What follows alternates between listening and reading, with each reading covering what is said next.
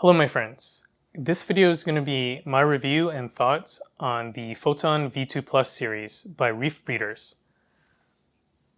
And I'm going to be basing my thoughts and reviews on this unit, which is a Photon 48 V2 Plus.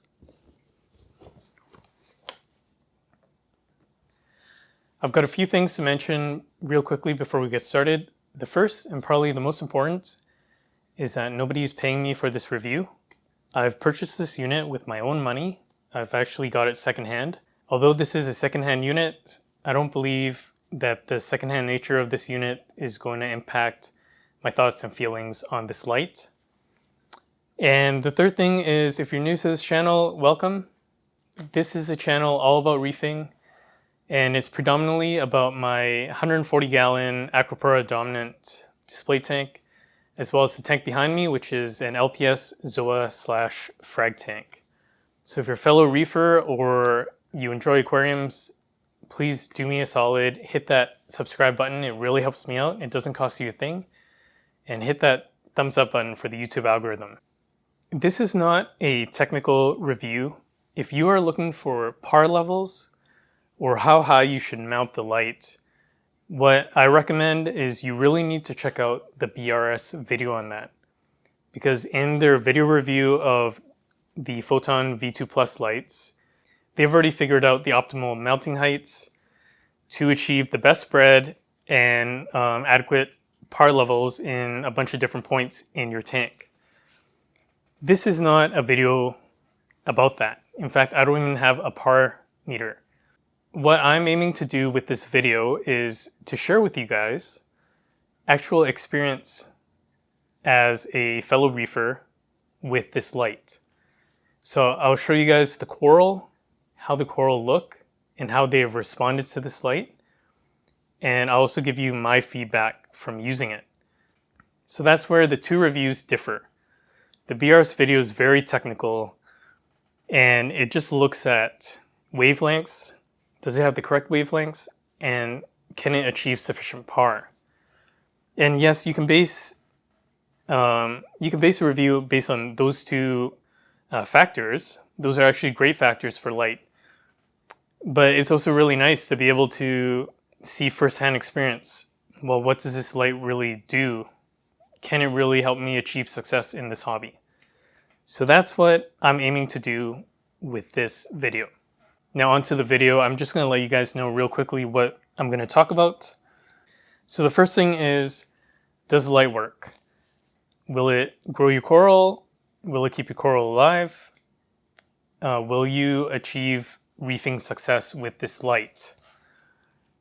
And for this, what I'm going to do is I'm actually going to show you guys coral that have been under this light for over 3 months and how they look. And how they look in terms of how I feel they look, and whether I think that the light has done a good job. The next thing I'll show you guys is basically, I'll show you real quickly. You can actually see above me, that's what the light looks like. But I'll show you real quickly what the light looks like. And how it's actually controlled is with this controller. Really nifty.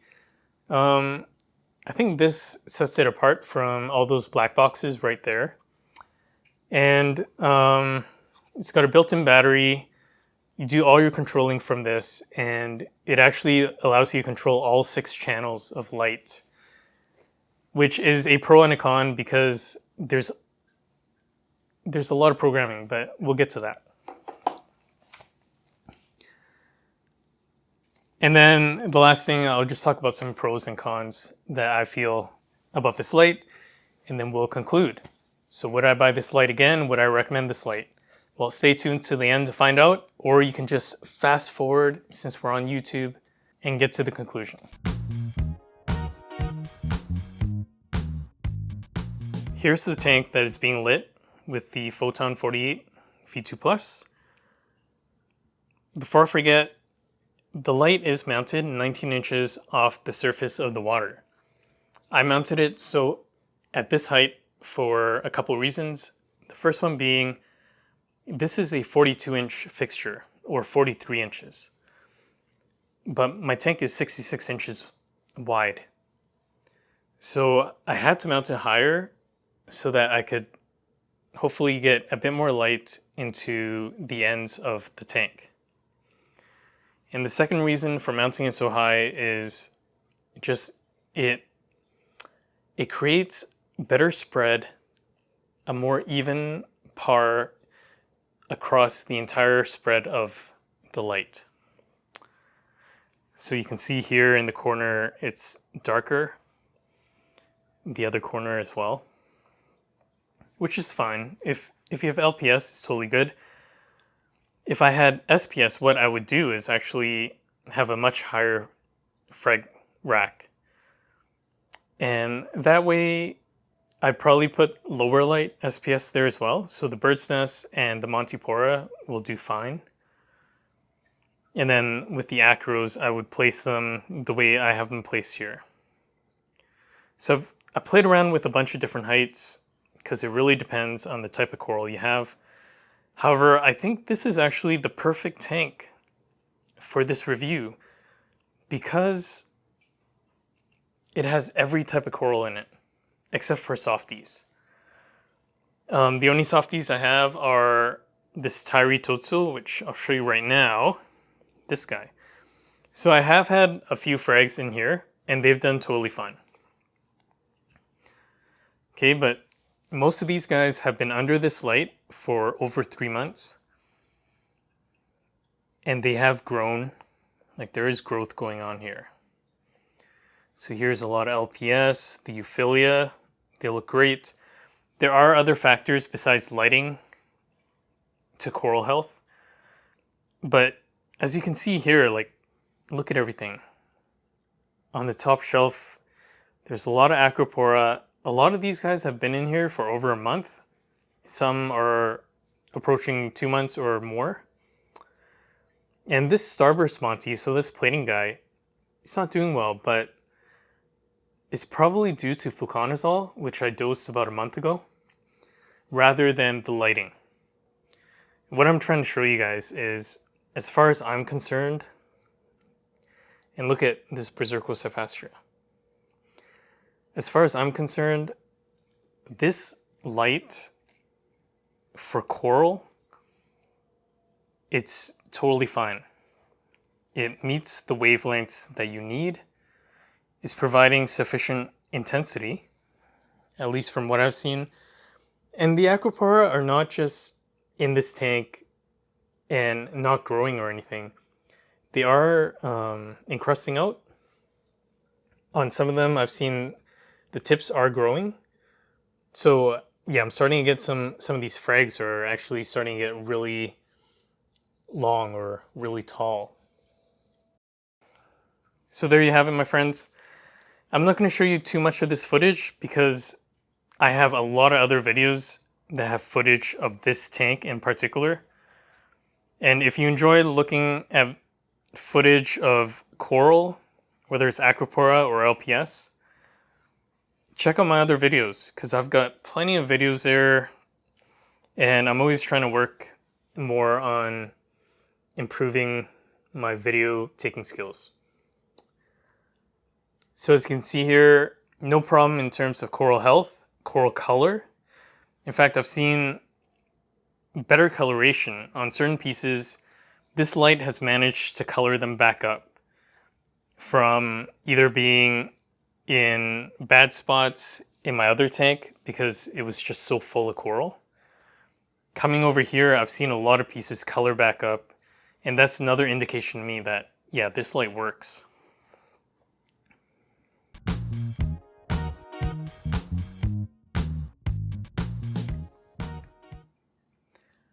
Okay, hopefully this works.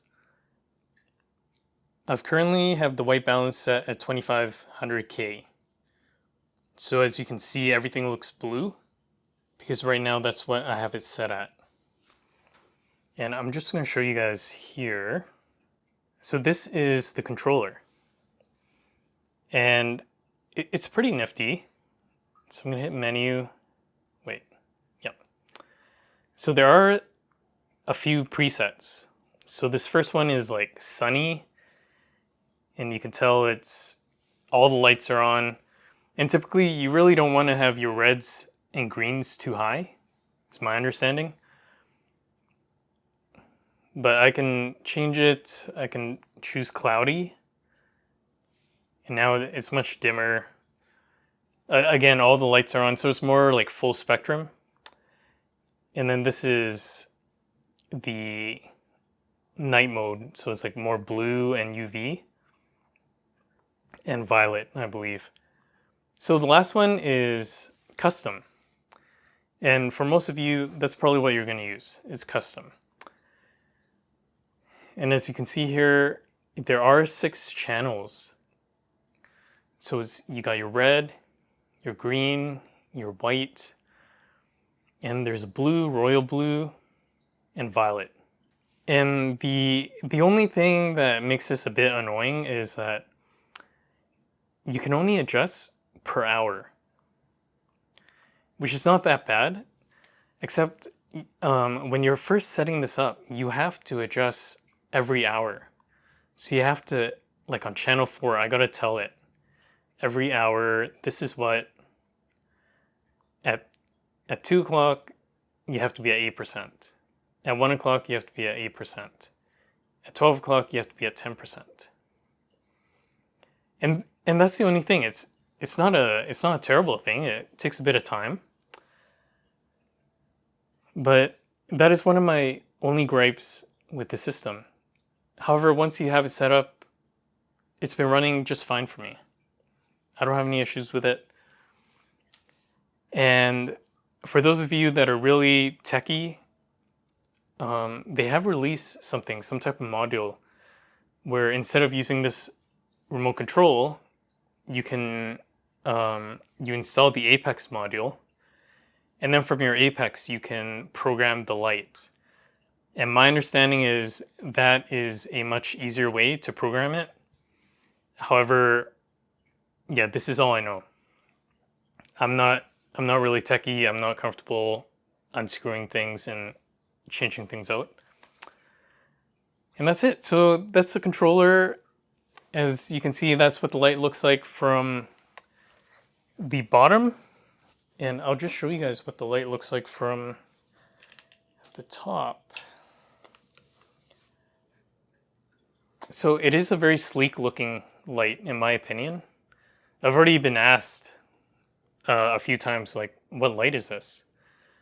Because people just like how it looks, but it's just really flat.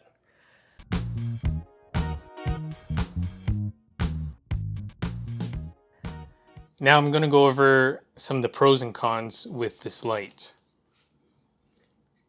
So the price, I think it's a huge pro, especially for the coverage. So price over coverage, you probably can't beat this light. So what I'm saying is it provides really good value. And to add to that, this light also comes with a hanging kit and a mounting kit if you want to mount it to your tank. With most other lights, you're going to have to pay for some type of mounting kit or a hanging kit. So this comes with it. It's included in the price, which makes it even more value. And the other pro is, like I mentioned before, the spread. Spread is the most important thing when it comes to lighting. Spread is the reason why people have had so much success with T5s. So cons, I can only come up with a few. The first one being the controller. I've shown you guys the controller, and it's just a bit of a hassle when you're first starting out because you have to set every hour. And that's every hour for every channel, and that's 6 channels. I think this light looks pretty good. I have read online that some people don't think the light when you're looking at the tank looks the best. I will say that I've been spoiled by Kessel. So the Kessel point of light creates that really nice shimmer. It's really hard to beat that.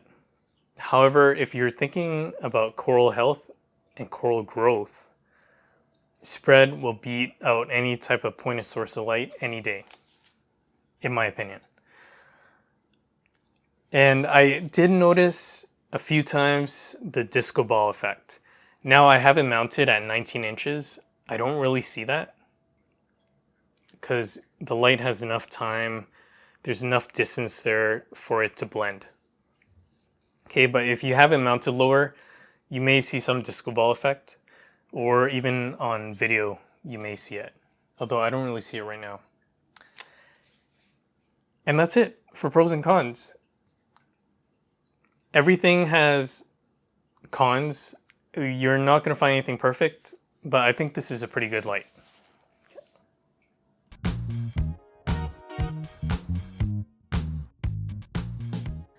In conclusion, I believe that the Reefbreeders Photon V2 Plus line of lights are great LEDs for the reef aquarium hobby. Not only have I seen what I consider to be really great results,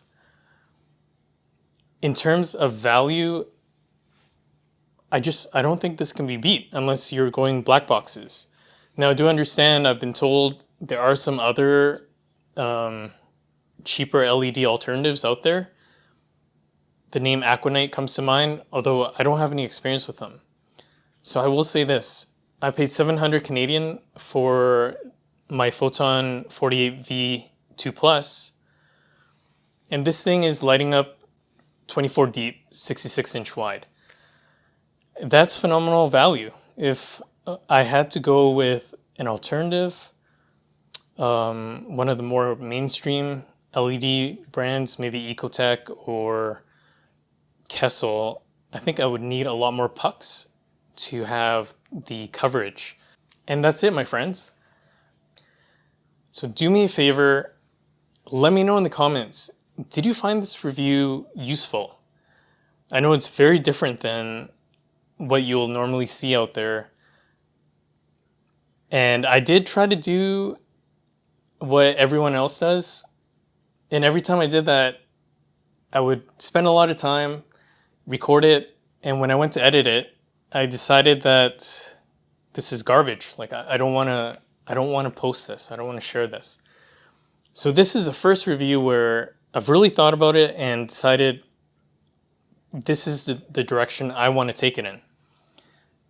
So what did you guys think? Is this something you would like to see for other products? A more first-hand view from a fellow hobbyist? Or are you more into the technical, in which case, well, I would just watch BRS. For everything technical, I think BRS is phenomenal. I think they're great. And that's it. As always, thank you for watching. Don't forget to subscribe if you haven't done so already. Thumbs up for the YouTube algorithm. And I'll see you guys next time. Take care.